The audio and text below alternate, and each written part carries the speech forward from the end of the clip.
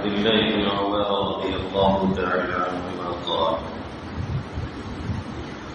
قال رسول الله صلى الله تعالى عليه وسلم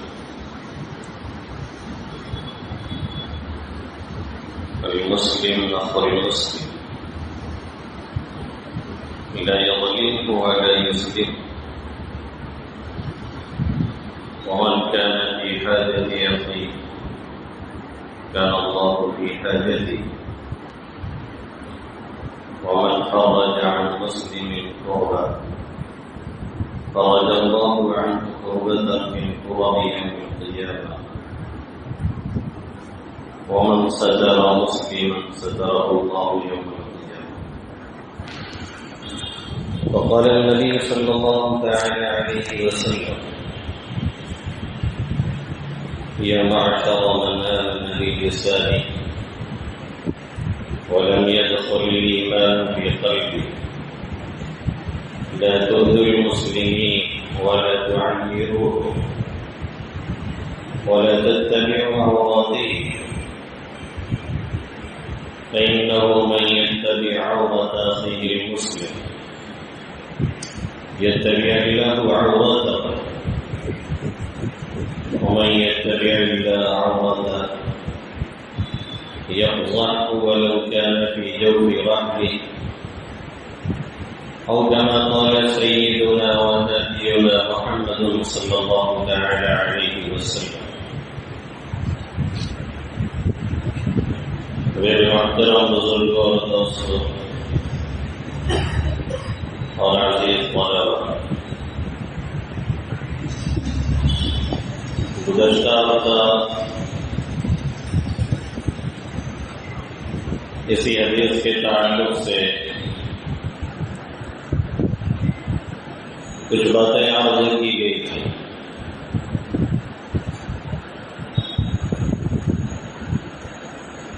جس میں اللہ کے حبیب صلی اللہ علیہ وسلم نے یہ ارشاد فرمایا کہ المسلم اخو المسلم،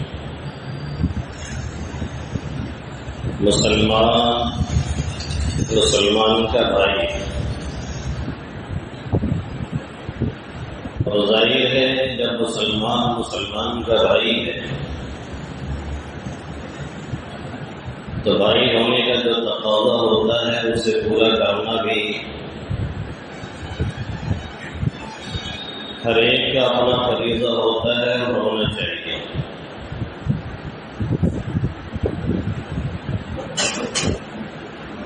جب تک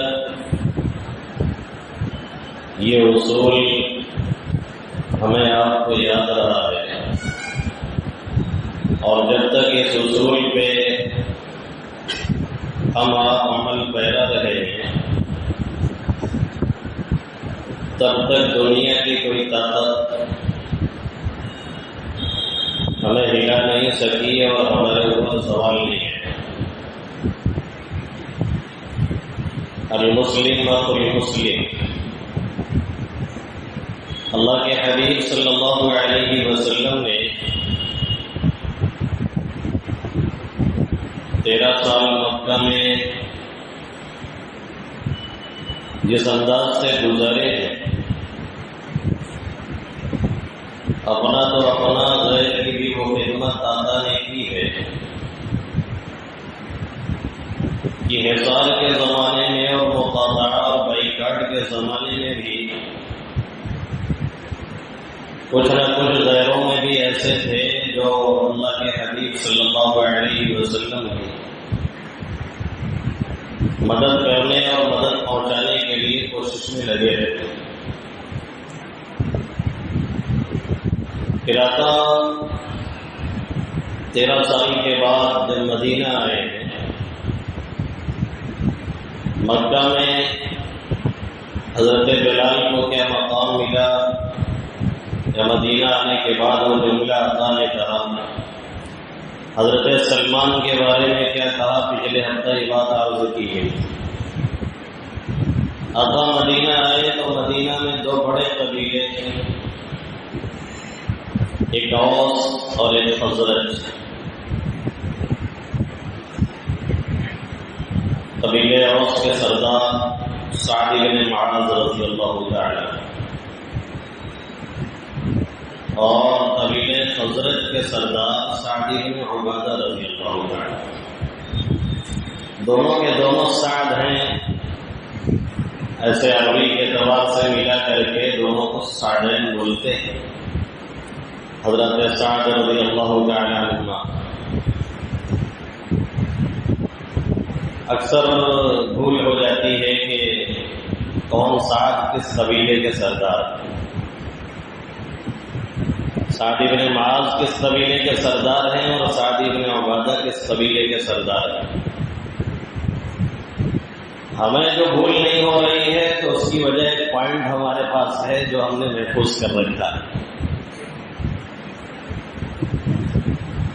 سعد بن عبادہ رضی اللہ تعالیٰ عنہ کو جناتوں نے شہید کر دیا تھا، اور ایک شعر پڑا تھا، وہ ایک جگہ روک کے پیشاب کر رہے تھے اور وہ ان کی آماج گاہ تھی، تو انہوں نے وار کیا اور اس کے بعد ایک شعر پڑھا، وہ شعر ہمیں یاد ہے تو اس کی وجہ سے یہی یاد ہے کہ یہ کس قبیلے کے سردار ہیں۔ قتلنا سید الخزرج سعد بن عبادہ رمیناہ بسہم فلم نخطئ وعدہ، ہم نے خزرج کے سردار سعد بن عبادہ کو قتل کر دیا، ہم نے تیروں سے انہیں نشانہ بنایا تو ہمارا تیر ان کے دل سے چوبا نہیں، یعنی نشانہ بالکل صحیح لگا اور کام ان کا ہو گیا۔ تو جب ایک یاد رہیں گے تو دوسرا خود ہی یاد رہے گا۔ جب یہ یاد ہے کہ سعد بن عبادہ یہ خزرج کے سردار ہیں تو یہ خود ہی یاد رہے گا کہ سعد بن معاذ یہ قبیلے اوس کے سردار ہیں، اور ان کی شہادت آپ جانتے ہیں کہ غزوہ احزاب کے تعلق سے ہوئی ہے، جسے غزوہ خندق بھی کہتے ہیں۔ جب تیر لگا ہے رگے کھل پہ انہوں نے دعا کی ہے جب کوئی جنگ کوئی لڑائی ابھی ان لوگوں سے باقی ہے تو مجھے زندہ رکھا جائے، اور رفیدہ کلینک اللہ کے حبیب صلی اللہ علیہ وسلم نے بنا دیا جہاں پہ ان کا علاج چل رہا تھا، اور جب تک آقا سے لڑائی چلتی رہی تب تک یہ رہے اپنی دعا کے مطابق اور اپنی دعا کی برکت سے، اور یہودیوں سے بھی پنگا لینا تھا تو اس کے تعلق سے بھی انہوں نے دعا مانگی تھی کہ جب تک ان کو ٹھکانہ نہ لگا دیا جائے جنہوں نے آقا سے غداری کی ہے تب تک میری شہادت نہ ہو۔ جب یہ دونوں وعدے پورے ہو گئے تو پھر وہ زخم پھر سے وہاں سے خون نکلنا شروع ہوا، اور اسی میں ان کی شہادت ہوئی ہے سعد بن معاذ رضی اللہ تعالیٰ عنہ۔ قتلنا سید الخزرج سعد بن عبادہ، تو خزرج کے سردار سعد بن عبادہ ہے اور اوس کے سردار سعد بن معاذ۔ آقا مدنی صلی اللہ علیہ وسلم جب مدینہ تشریف لائے تو آقا نے کیا دیکھا کہ یہ دونوں اہم گروپ ہیں اور بڑے کھڑے ہیں یہ، اور دونوں میں نوک جھوک بہت جم کے چل رہی ہے، ہر ایک دوسرے کے خون کا پیاسا ہے، اور یہ جنگ ان کی 40 سالوں سے چل رہی تھی، 2-4 سال سے رہی، جسے حرب رسوس کہا جاتا ہے۔ اور ہوئی کس لیے تھی معلوم ہے؟ ایک قبیلے کا مرغی کا بچہ دوسرے قبیلے والے کے کھیت میں چلا گیا تھا، اب ظاہر ہے مرغیا کے بچوں کا تو پورا کھیتوا کھائے گا ہو گیا۔ وہ جاہلیت اولا پوری طرح سے عود کر رہی ہے، لوٹ رہی ہے۔ اللہ نے کہا تھا وَلَا تَبَرَّجْنَ تَبَرُّجَ الْجَاهِلِيَّةِ الْأُولَىٰ، یہ عورتیں جاہلیت اولا کی طرح سے بناؤ سیار کر کے باہر نہ دوڑا کریں، تو وہاں پہ مفسرین لکھتے ہیں یہ اشارہ ہے کہ ایک جاہلیت اخرى آئے گی، ایک جاہلیت پھر آئے گی جو اسی طرح سے ہوگی پہلی والی جاہلیت کی طرح سے، آج پھر لوٹ رہی ہے۔ بچیوں کو بوجھ سمجھا جا رہا ہے، زندہ درگور کیا جا رہا ہے، شوٹ آؤٹ کیا جا رہا ہے، اور اگر پتہ چل گیا تو پہلے ہی تو اسے اسقاط کی کوشش کی جا رہی ہے، اور نہ معلوم کیا کیا تماشے ہو رہے ہیں، بس اللہ حفاظت فرمائے۔ تو یہ جاہلیت اولا لوٹ رہی ہے پوری طرح سے۔ تو ایک مرغی کا بچہ ظاہر ہے اگر ایک کھیت میں گیا ہے تو کتنا چر لے گا؟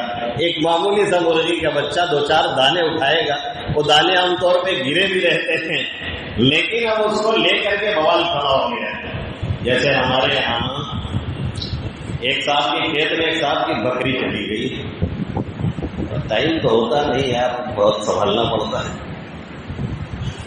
تو اب وہ کھیت والے جوش میں آ گئے، اس کو دوڑاتے دوڑاتے اس کے گھر تک آئے. بہت دور کا واقعہ نہیں ہے، ہاں دیر کا ہے تو اس لیے اچھا ہے، سب لوگ نہیں جانتے ہوں گے کہاں کا ہے. اب وہ بکری چلی گئی گھر میں. ایک بوڑھی ماں کی بکری تھی، کوئی دیکھ ریکھ کرنے والا نہیں تھا. ان کو بھی معلوم تھا چلو تھوڑا صبر کر لیے ہوتے، لیکن نہیں، صبر تو کسی کے پاس ہے ہی نہیں، نہ میرے پاس نہ آپ کے پاس. میں بولتے بولتے بمک جاتا ہوں، آپ سنتے سنتے بگڑ جاتے ہیں. صبر تو کسی کے پاس رہ ہی نہیں گیا. دو وجہ اس کی ہے جلدی جلدی میں. ایک، موبائل کا کثرت استعمال، اسکرین کے سامنے مستقل رہنا یہ جھنک پیدا کرتا ہے مزاج میں. طلبا سے بار بار میں کہتا ہوں. اور دوسرے، جنک فوڈ، باہر کا کھانا جتنا ہی زیادہ آپ کھائیں گے، جتنا ہی زیادہ باہر کا کھانا کھائیں گے اور جتنا ہی زیادہ موبائل استعمال کریں گے اتنا ہی مزاج میں جھنک پیدا ہوگی اور باتیں سننے کی آپ کو طبیعت نہیں گئے گی. کوئی سنجیدہ گفتگو بھی کرے گا تو بھی نہیں. اور ریل دیکھنا یہ تو سمجھ لیجیے کہ ایک دم برباد کر دیا ہمارے طلبا کو، ہمارے اساتذہ کو، ہمارے بڑوں کو، ہمارے بوڑھوں کو. ٹک کر کے کوئی کام کرنے کا مزاج نہیں رہ گیا. وہ ریل میں کیا ہوتا ہے، آدھا منٹ کی ہوتی ہے، 1 منٹ کی، اس میں بھی لکھا رہتا ہے ویٹ فار اینڈ، لاسٹ تک دیکھیے گا. آدھے منٹ اور 1 منٹ کی ویڈیو، اس میں بھی لکھنا پڑتا ہے کہ بھائی لاسٹ تک دیکھیے. یعنی 1 منٹ بھی لگاتار کسی کام پہ ہم رک نہیں رہے. تو بتائیے ٹک کر کے ہم کون سا کام کریں گے؟ مطالعہ کرنا ہے ہم کو گھنٹوں چاہیے، سبق پڑھنا ہے کلاس میں 1 گھنٹہ ہمیں دینا ہے، اس پہ لیکچر دینا ہے ہمیں 1 گھنٹہ لیکچر دینا ہے، اس کے لیے ہمیں تیاری کرنی ہے، اس کے لیے بھی کبھی کبھی گھنٹوں لگ جاتے ہیں. کوئی پیج اور صفحہ ایسا پھنستا ہے کہ اس میں کافی ٹائم لگتا ہے. اب جب آپ تیاری نہیں کیے ہیں اور سننے کے لیے تیار نہیں ہے، ہم نے آپ نے اپنے ذہن کو اس میں برباد کیا ہوا ہے، تو پھر کیسے بات بنے گی؟ یہ اچھی بات نہیں ہے. تو اس زمانے میں بہرحال وہ دوڑے ہوئے گئے اور دیکھا کہ وہ بکری چلی گئی دادی اماں کے گھر میں. اب دادی اماں نے اپنی بکری کا دفاع شروع کر دیا. بھائی خیال نہیں کیا، کھل گئی یہ وہ. یہ جوش میں آئے، ان کے دروازے پہ ایک آم یا امرود کا پیڑ تھا جو جڑ پکڑ چکا تھا، مضبوطی اختیار کر چکا تھا. اور جوش میں اپنے کھیت کا بدلہ لینے کے لیے اسی کو اکھاڑنے لگے. اب جڑ پکڑ چکا ہے، آپ کے اندر وہ دم نہیں ہے، زبردستی اس کو پھینک رہے ہیں، توڑ رہے ہیں. کرتے کرتے انہوں نے پورا زور لگا کر کے اسے جڑ سے اکھاڑ تو دیا، لیکن تھوڑی ہی دیر میں کہنے لگے میرے سینے میں تکلیف ہو رہی ہے، مجھے کہیں لے کے چلو. لوگ لے کر کے روڈ پہ آئے، گاڑی کر رہے تھے، اتنے میں کام تمام ہو گیا. ہٹے گا گیا، کل کام ختم ہو گیا.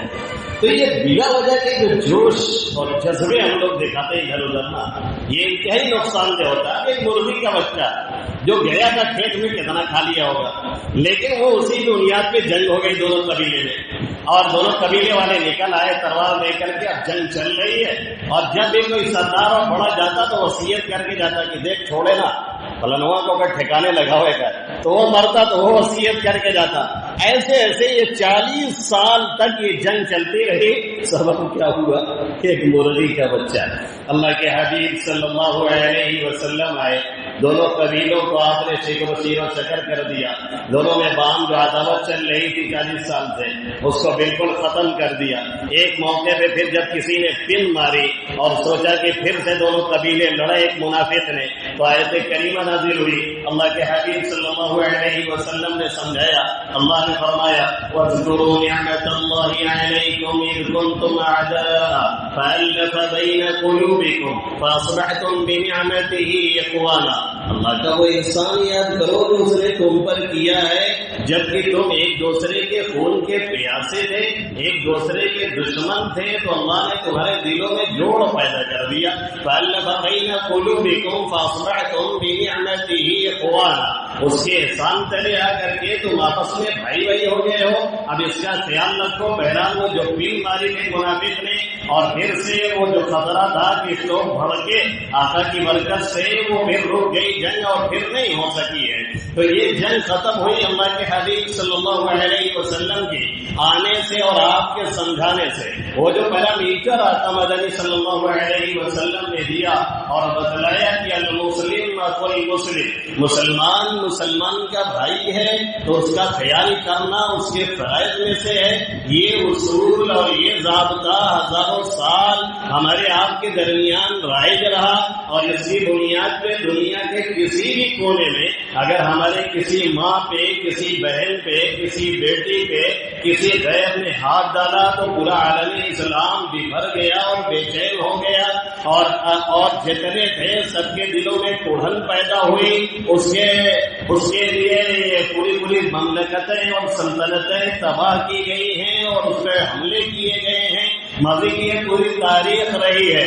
حجاج بن یوسف جسے اظلم ہذہ الامہ کہا جاتا ہے، اس امت کا سب سے بڑا ظالم، جس کے بارے میں غیر معتبر روایت یہ نقل کی جاتی ہے، وقد احصی الذی قتل بین یدیہ صبرا، کہ جو لوگ اس کے سامنے باندھ کر کے قتل کیے گئے، مارے گئے، ان کی تعداد 1.25 لاکھ ہے، اور جو ادھر ادھر اس نے مارا ہے تو اس کی تعداد تو پوچھیے مت۔ اس طرح سے اس کے بارے میں بیان کیا جاتا ہے۔ حضرت عبداللہ تھانوی نور اللہ مرتضیٰ نے لکھا ہے کہ اس کے اندر ایک بات تھی جو آج کے شیوخ کے اندر بھی نہیں ہے، اس کے اندر ایک بات ایسی تھی جو آج کے مشائخ کے اندر بھی نہیں ہے، اس کے اندر ایک بات ایسی تھی جو آج کل اچھے حضرت میں بھی نہیں پائی جاتی ہے۔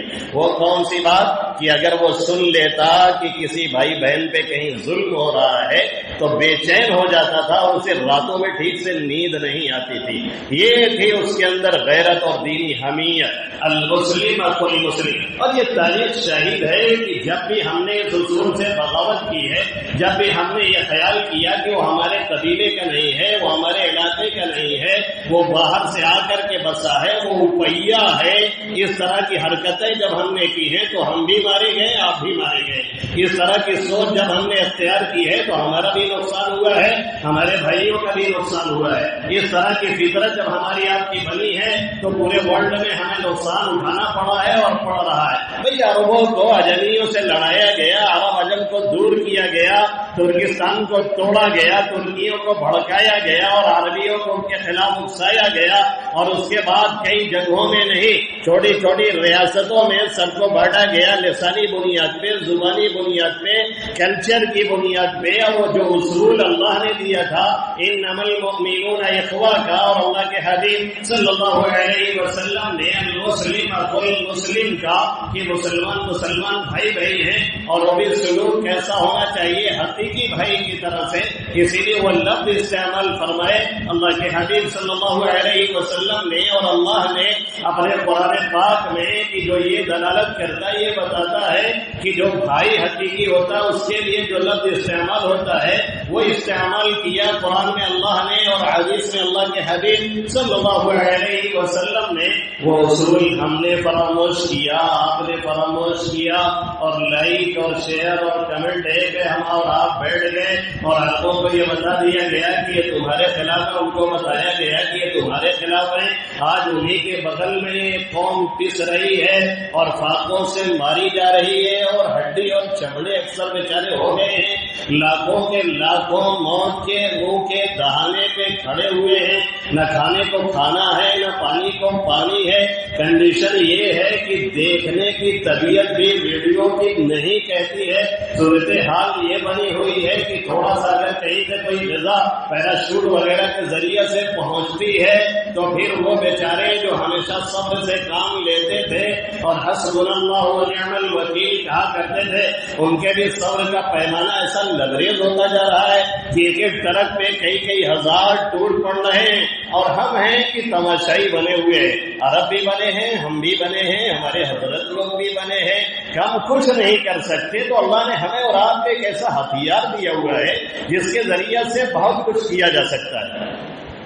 ہمارے اور آپ کے اصل میں مزاج ہمارا اتنا چوپٹ ہو چکا ہے نا، وہ سر سید نے جو کہا تھا کہ دعا بچکانا تسلی ہے، دعا طفلی تسلی ہے اور کچھ بھی نہیں ہے، تو وہ نظریہ ہمارا تو نہیں ہے، لیکن بہرحال عمل وہی ہے کہ ہم دعا کرتے نہیں عام طور پہ، جب اپنے لیے نہیں کرتے، اپنی اولاد کے لیے نہیں کرتے، اپنے بھائیوں کے لیے نہیں کرتے، اپنے گھر والوں کے لیے نہیں کرتے، اپنے خاندان والوں کے لیے نہیں کرتے، تو پھر یہ دوسرے کو لیے ہم کیسے کریں گے؟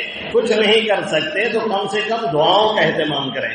دعا یہ کلسٹر بم سے بھی بھاری ہے، دعا یہ کلوزر بم پہ بھی بھاری ہے، دعا تمام ہتھیاروں سے بھی بڑھ کر کے ہے۔ وہ غزوہ بدر میں 313 آقا لے کر کے گئے، اور جامع العریش جہاں بنی ہوئی ہے آقا نے وہاں جھوپڑی ڈلوائی، اور اس کے بعد اس کے اندر گئے اور وہ والہانہ انداز میں گڑ گڑا کر کے اللہ کے حبیب صلی اللہ علیہ وسلم نے جو دعا مانگی تو صدیق اکبر کو بھی کہنا پڑا کہ بس کیجیے، اللہ نے سن لی ہے، اور اس کے بعد نکلے تو 313 نے وہ تباہی مچائی کہ اسے یوم الفرقان کہا گیا، اور حق و باطل کی وہیں سے بنیاد پڑی۔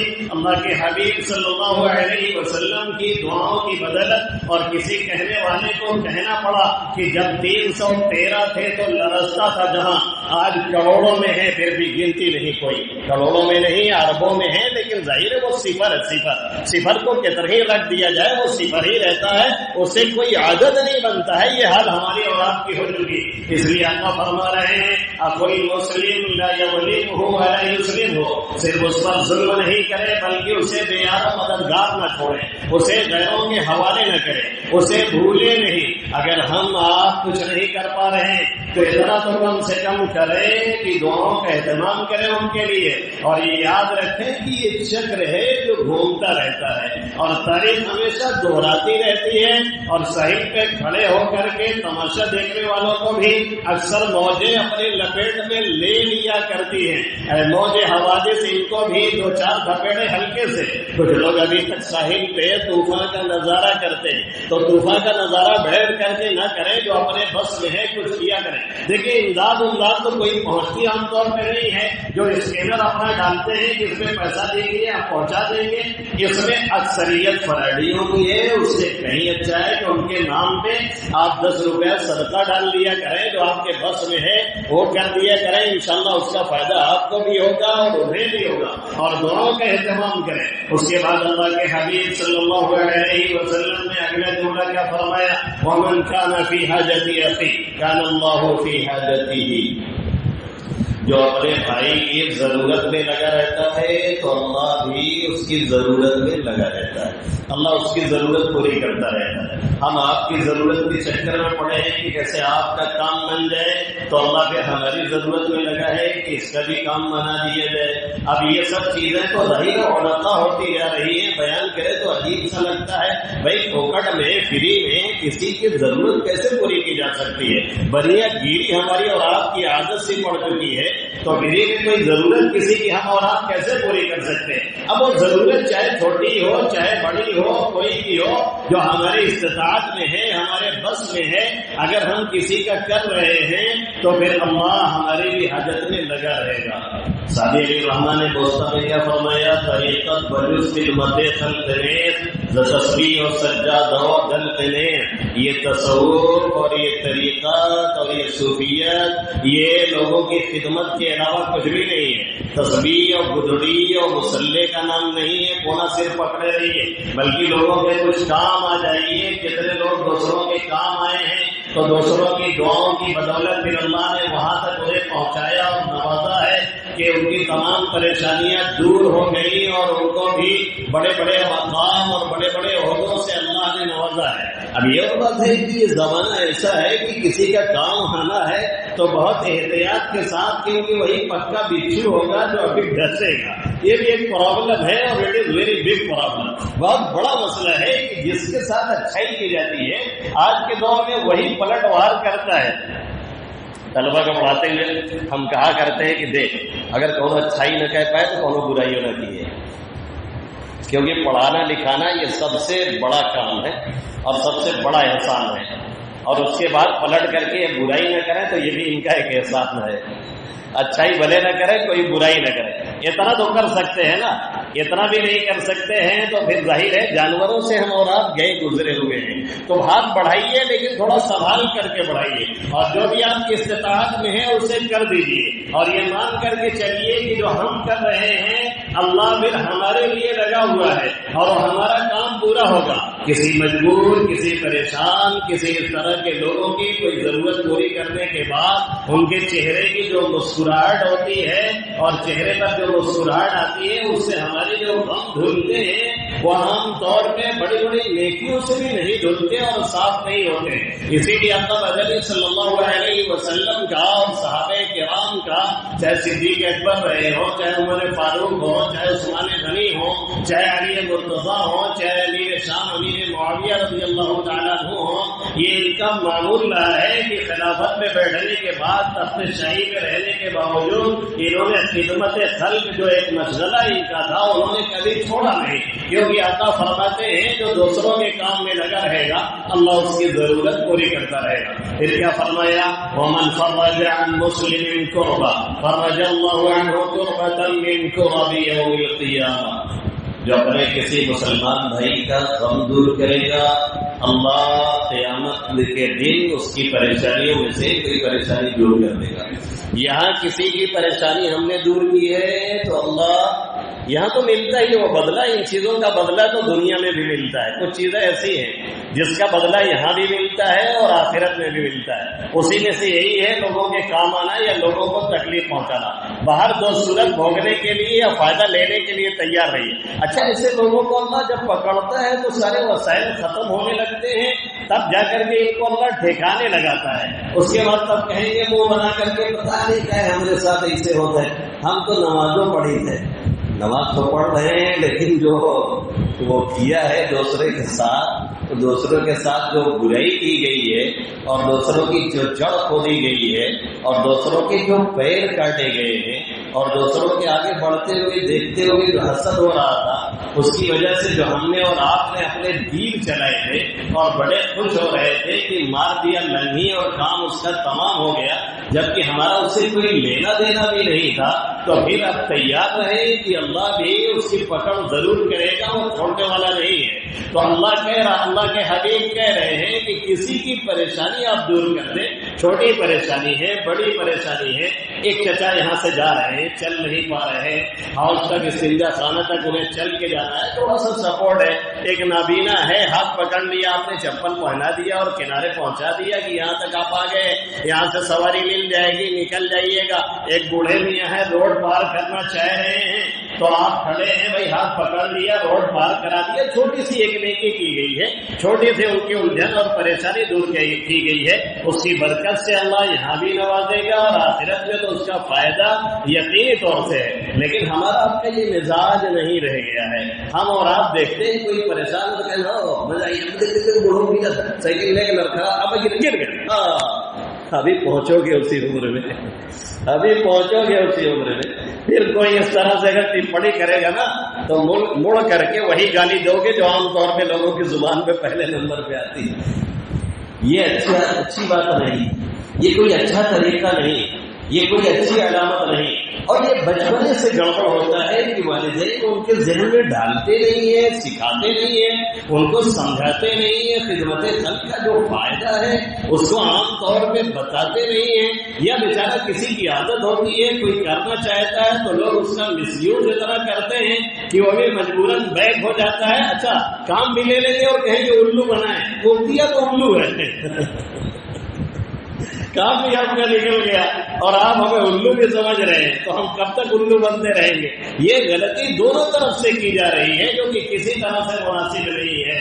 آج کے اس دور میں یہ چیزیں ہم مانتے ہیں کہ مشغولیات بہت ہیں، ہم مانتے ہیں کہ مصروفیات بہت ہیں، ہم یہ مانتے ہیں کہ نفسی نفسہ کا عالم ہے، ہم یہ مانتے ہیں کہ ہر شخص اپنے آپ میں الجھا ہوا ہے، ہم یہ مانتے ہیں کہ بہت سی پریشانیاں لوگوں کو گھیرے ہوئے ہیں، لیکن ہم یہ بھی مانتے ہیں کہ جب تک اس چیز کو ہم اپنائیں گے نہیں، ہماری خود کی پریشانی دور ہونے والی نہیں ہے، ہماری خود کی مصیبتیں دور ہونے والی نہیں ہیں۔ اگر ہم اور آپ کسی کو پریشانی میں دیکھیں، کسی کو مصیبت میں دیکھیں اور ہم اس پوزیشن میں ہیں کہ اس کی پریشانی ہم دور کر سکتے ہیں، اس کے کام آ سکتے ہیں، پھر بھی ہمارے قدم نہیں اٹھ رہے ہیں، پھر بھی ہمارے ہاتھ نہیں بڑھ رہے ہیں، تو ہم نمازی تو ہو سکتے ہیں، ہم زاہد تو ہو سکتے ہیں، ہم روزہ دار تو ہو سکتے ہیں، ہم تہجد گزار تو ہو سکتے ہیں، لیکن ہم واقعی نیک نہیں ہو سکتے ہیں۔ اسی کو اللہ کے حبیب صلی اللہ علیہ وسلم فرما رہے ہیں، خیر الناس